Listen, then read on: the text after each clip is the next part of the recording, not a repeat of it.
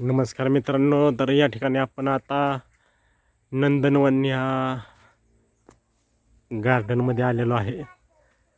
तर ह्या ठिकाणी सूचना लिहिलेली आहे की कृपया परवानगीशिवाय कोणीही आत येऊ नये. तर आपण परवानगी घेतलेली आहे आणि आपण आता गार्डनमध्ये आत चाललेलो आहेत. तर छान असं हे गार्डन आहे नंदनवन. या ठिकाणी कर्जतला जाताना नाना नानीचा मळा आहे आणि त्या मळ्यातच हे असं सुंदर असं गार्डन आहे. तर ह्या गार्डनमध्ये या ठिकाणी आंब्याची, पेरूची झाडे, ही हराळी, गवत, ही बैलगाडी, या ठिकाणी खूप असं छान असं या ठिकाणी म्हणजे फिरण्यासारखं आणि थोडं मन शांत करण्यासारखं हे ठिकाणं असतात. आणि अशा प्रकारे हे गार्डन आहेत. या ठिकाणी बसायची सोय आहे, बसण्याची सुद्धा या ठिकाणी सोय करण्यात आलेली आहे. तर हे असं गार्डन आहे, छान असं गार्डन आहे. पिऊ बाळा इकडे बघ, लय फिरू नको, गवतात. छान मस्त.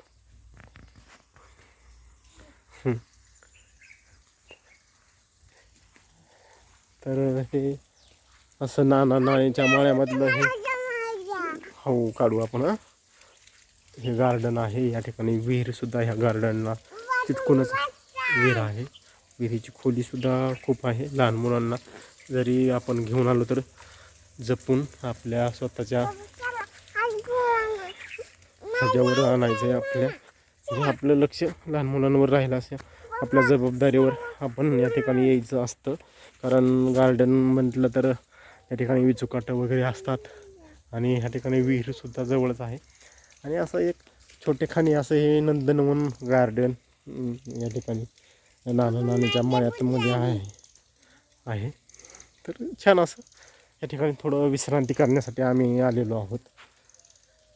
आणि खूप असं छान हे ठिकाण आपल्या कर्जत तालुक्याला कर्जत राशीन रोडला नाना नानी फार्म हाऊस मध्येच आहे हे नंदनवन गार्डन.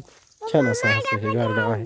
तर हो, तर आपण आता थोड्या वेळ या ठिकाणी बसणार आहोत.